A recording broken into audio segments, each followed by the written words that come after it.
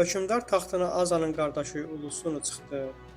Mixi yazılardan məlum olur ki, Ulusunun hakimiyyətə gəlməsinə Urartu hökmdarı kömək etmişdi.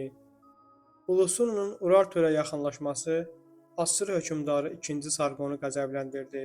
O, Mannaya qoşun yeritdi. Ulusunun arxalandığı Urartu hökmdarı onun köməyinə gəlmədi. Meydanda tək qaldığını görən Ulusunu 2-ci Sarqonun qəzəbindən qorxaraq dağlara çəkildi.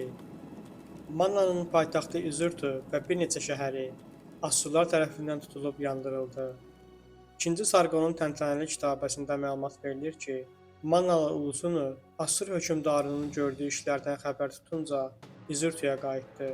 2-ci Sarqonun yanına getdi və bağışlanmasını xahiş etdi. Hökmdar onun günahlarından keçdi, onu hökmdar taxtına əyləşdirdi.